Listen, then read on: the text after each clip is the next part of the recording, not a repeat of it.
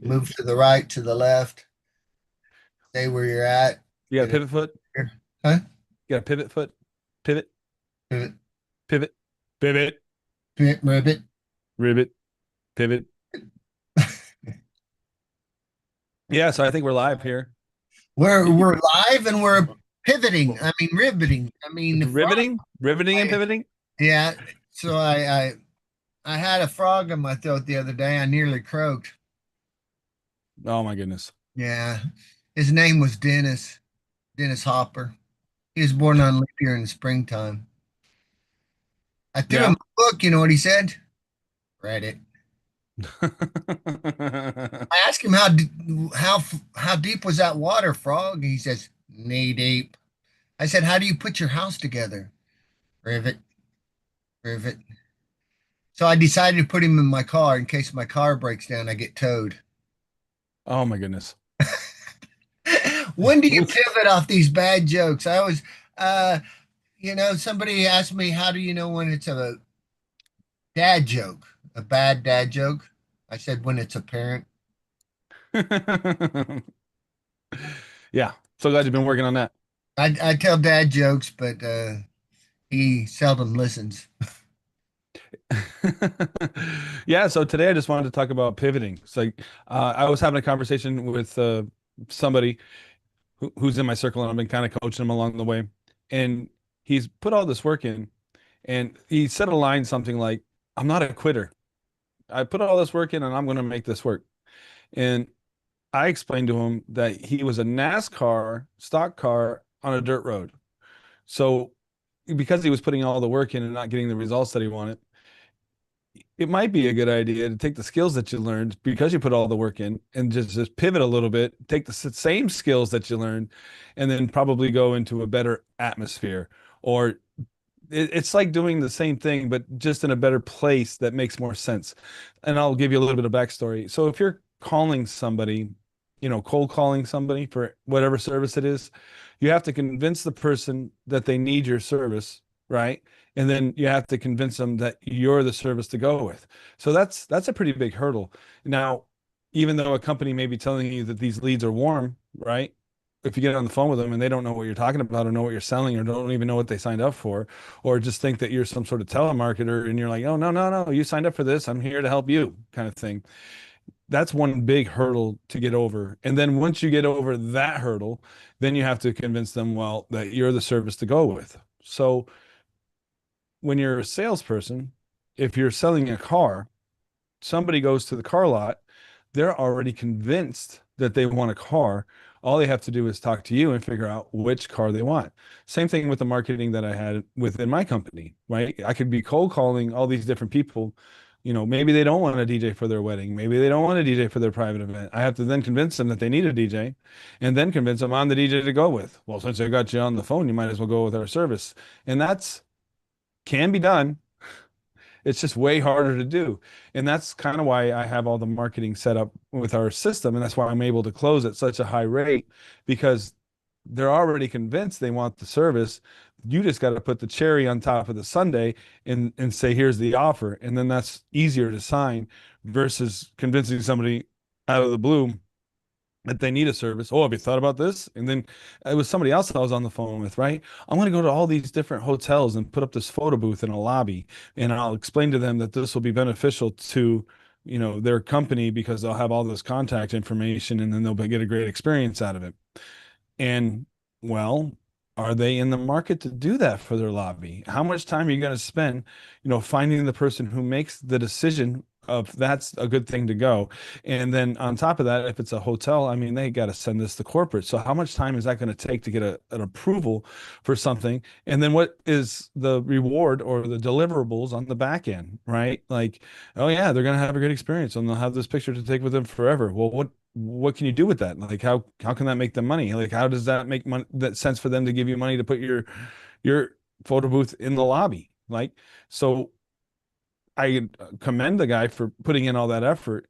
And at the same time, it would be better to have your marketing set up to find people that actually want your service. Now I study the one of the people I studied was Jordan Belfort. I don't know if you guys saw the movie The Wolf of Wall Street. Well, there's a famous line in there that says, "Sell me this pen," and then nobody in the circle can sell the pen. Now, what people are missing is that, the whole point is not to, sell the pen. The point is to find out if they're even in the market for the pen, right? And then you start talking about, like, well, how long have you been in the market for a pen? What kind of pen are you, interested in? Or do you even need a pen, right? Do you have pens that work now?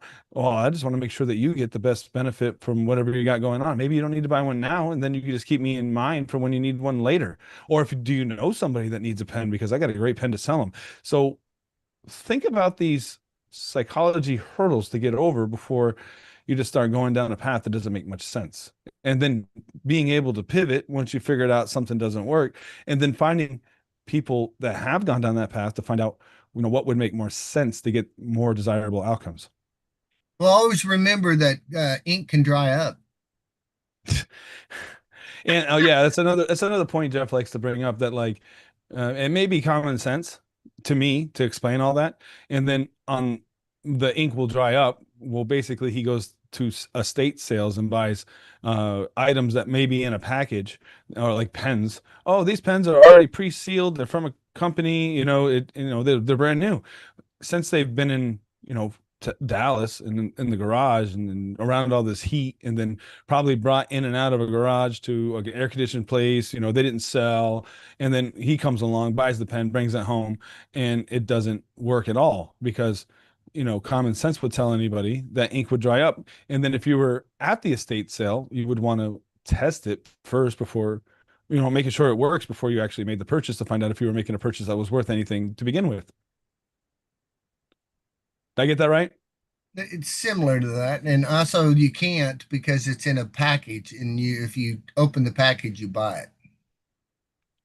Well, and that's the do's and don'ts of going to an estate sale and understanding. Yeah, yeah, I guess you'd have to buy a few crappy pens to figure out not to buy pens anymore. yeah. It, it's a learning experience, like pivoting.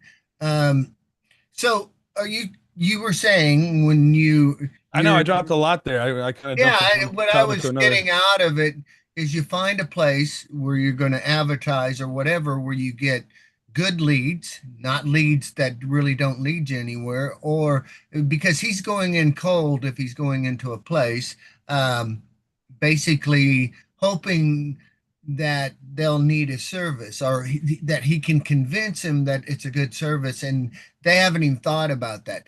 And the thought is go a place where they already need your service, that they've already got the need for this service. Now all you have to convince them that you're the right one for you, just like you do.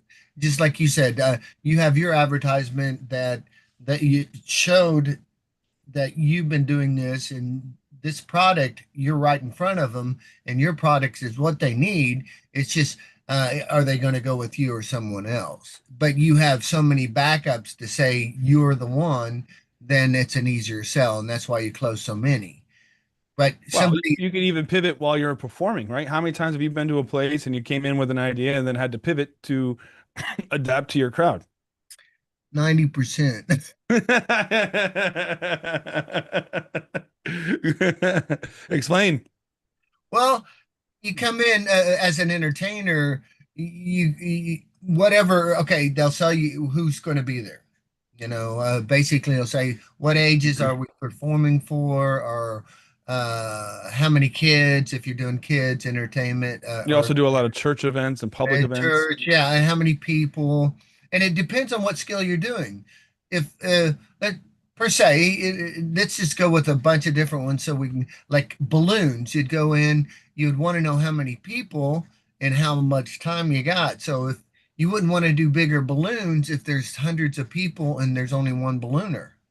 Now, if there were five ballooners and hundreds of people, you could probably do bigger balloons, more than one balloon to animals or something.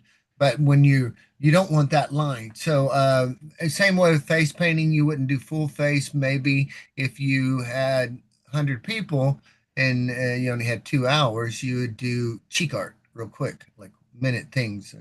So So it's about you surveilling, adapt. You adapt. understanding, and then adapting. Yes, and then when you go to do a show, just probably same way with you for a DJ. When you get there, one Well, type the of biggest thing music is a is not going to DJ, work. like we play certain type of music and we do a little bit of guessing. I guess you would call it profiling. If someone's a certain skin color, I'd be like, okay, well, maybe they like this type of music. And then I would play that type of music and then find out, I don't know, maybe they're like from a different island or something like that. I'm like, oh, okay, I guess we're doing this, like, but you couldn't tell unless you went up and talked to them and find out their background. Like you just want to do a quick scan, mix bunch of different music, find out what they react to, and then go with Right. that. So it's Well, about pivoting. right. You go in there and you do what you think is going to work best. And if it's not going to work best, you pivot to what's going to work better. That's what, as me, as an entertainer, they usually, because I'm the entertainer, they let me do whatever I want. And because I've done thousands of gigs, I go in there and I pivot to whatever's going to work best for the crowd I have. And So the main thing is that you're not failing. You're just gaining experience to in order right, to be you're better just for the next learning, thing. and yeah, you're learning and getting more versatile. Each gig you do that you have to pivot on, now you know that pivot, and you can pivot a different way if it needs to be.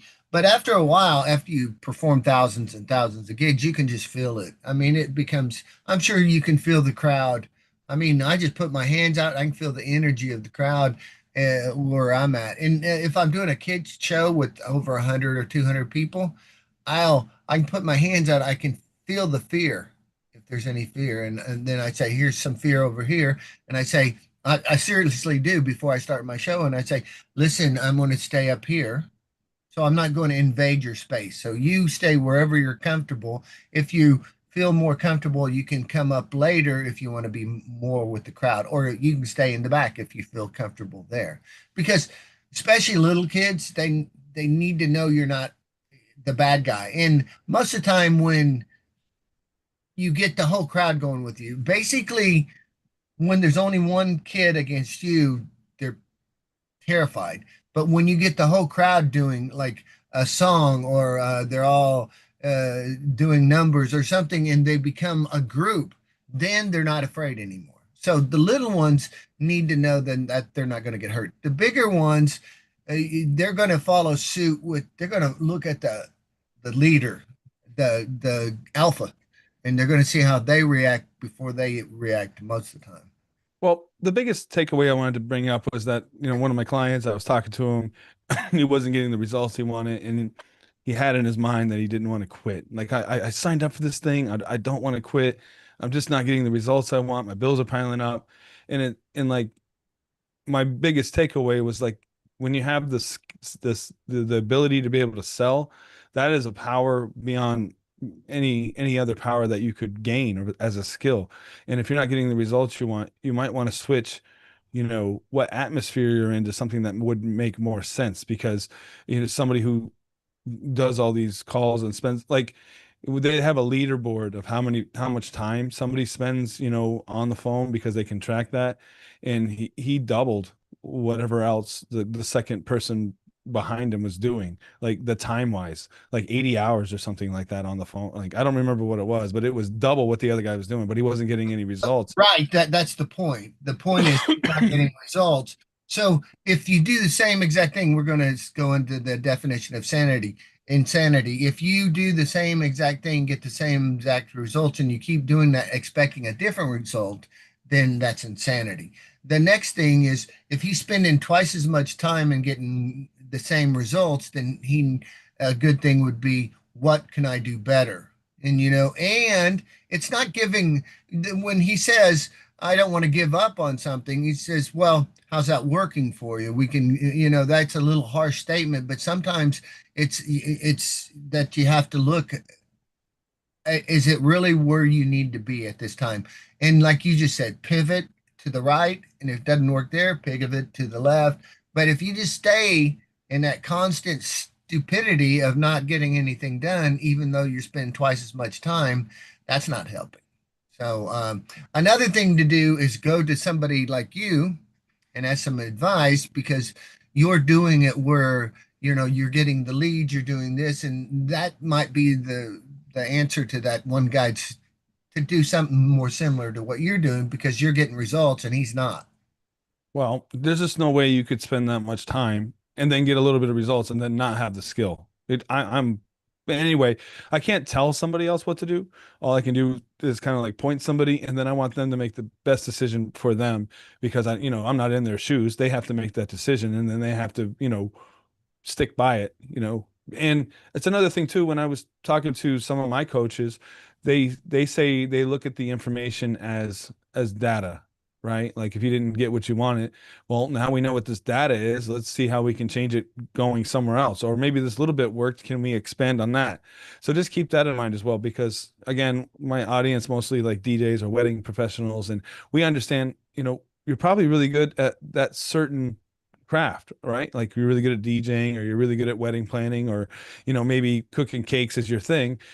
Yet being able to tell somebody, what your value is, and then locking that in so that you can do what you want is basically what I've been working on. And, if like, I just signed up for this program, and then people are texting the number that I had registered with the government, and like I'll get an alert, and the AI is just talking to them. They're like, "Oh, what's your price?" Well, set up an appointment. Like all that is being handled, and I don't even have to look at it. And an hour goes by, like, "Oh yeah, I guess my AI talked to 10 different people." Like, and before that came along, I was doing it all manually. And well, I did like the first year, I wasn't getting any results, and I was making, well, not any results, but there wasn't a lot going on in 2020, but and I knew what I was doing was right because I hired the right coaches.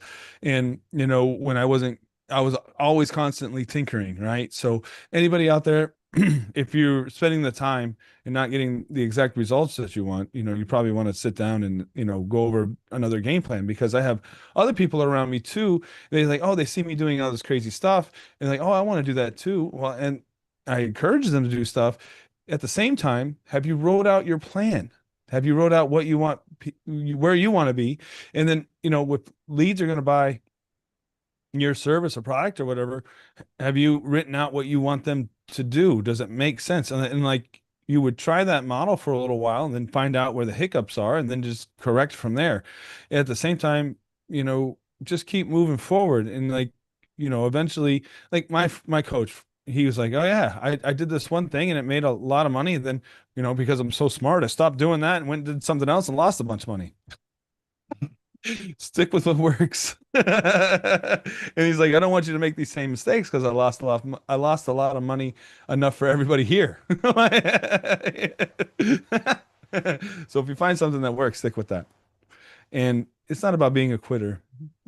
It's just about finding out what works and what doesn't work, and being able to pivot, and then um, what makes sense, right? I had signed up to be a speaker, at one of these wedding MBAs, or one of these, wedding conventions or whatever it was. And they asked a question in there, and they said, well, would you cover a topic that would be more, geared towards something different, something outrageous. I don't remember what the exact question was, but it was like, would you cover something that was trendy in the moment? And my answer was, I wouldn't want to cover anything that I don't know. Right. So does it make sense? Right. You're not going to sit there and make some stuff up and act like a professional on something they have no idea what you're talking about. Right. So stick to what you know, and then find out what fascinates you, and then do more of that until you get the results that you're looking for. And you Anyway, can still pivot, remember? Pivot always to pivot. the right or the left. Yeah, and if it To, doesn't make sense to go down and yeah. talk about a topic you know nothing about or don't care about, then why go down there? And what's it doing Like, for you? yeah. Yeah. Are you helping other people too? Like, does somebody come to you, they got a problem, and you can start, fix the problem? Because that's what people are going to give you money for. There you go. I'm I think bald. that's all I got. Huh? Evolve? Yeah. I'm bald. What? I'm Yeah. bald. How do you fix that? No, I used to Well, have that's a about lot of money. Get you some yeah, plugs. plugs. We, Pivot we could glue a wig to you or something. um, or bandana or hat. Yeah. Yeah. Yeah. Well, there you go. Yeah. There we go. So remember to pivot when you need to and understand if you're just going in a circle. Yeah. That's where you're at. And if you're doing nothing, do something else. And it might be hard when you have other people in your circle that are doing similar things but getting better results. And maybe that thing that they're doing isn't really for you. And I'll give you an example. There's a people, in the DJ industry that are really flashy and they like to talk and they're visual and they can create all these different things inside people's minds that make them go with their service and everything. And I'm not really like that visual type of person. Like I'm more maybe auditory or whatever. I don't want to go up to somebody and then promise them the world and then not be able to deliver on it and not have happy clients on the back end. But it really works for some other people and they can, build their company really large, really fast. And like that's just not my style. And you can still be in the same lane, but just be you, because being you is what makes you different than somebody else. And maybe their price may be too high for somebody else and just swept away by whatever language patterns the other person was using. I actually had another person I worked for, I don't know, 10, 15 years ago, and he's really big into high schools. And he wanted a budget of like 10 or $15,000 to do a high school. So he went to the school and then convinced the teacher of, if you just sell X amount of tickets, and then there you go. I don't know what the language patterns were, but there was a lot of empty promises and a lot of, false or glorified information that doesn't actually need to be true. So that, well, whatever the language patterns were used, the teacher bid on it. So the DJ company ended up getting the money that they want. They didn't sell as many tickets, and that teacher lost their job. So just be you, be realistic, learn from your experiences, and then move forward. And then, find out if somebody around you is doing something that doesn't work either. You don't want to do that. Just find out what they were doing. And of course, that all comes with a little bit of experience as well. It's a jungle out there. That's why we're here to help. Ooh, ooh, ooh, ooh. Yeah. I had a chip on my shoulder. But yeah, knowing when to pivot, knowing what works and what doesn't work, and then you'll get that by experience, of course. Pivot. Anyway, yeah. So I guess that's all I got for today. Got anything, Jeff? That's it. Uh, just assess where you're at again, and if you're not moving in the right direction, pivot to the other direction. Because as long as you're still in motion, it's better than stopping and not doing anything. Just keep on finding what's right for you in your path. And it's not like you're going to lose those skills if you pivot. You still have them. You still have that experience. Excuse me. All right. Well, I think Jeff's going to go blow up in a corner over there. We'll catch you on the next one, guys.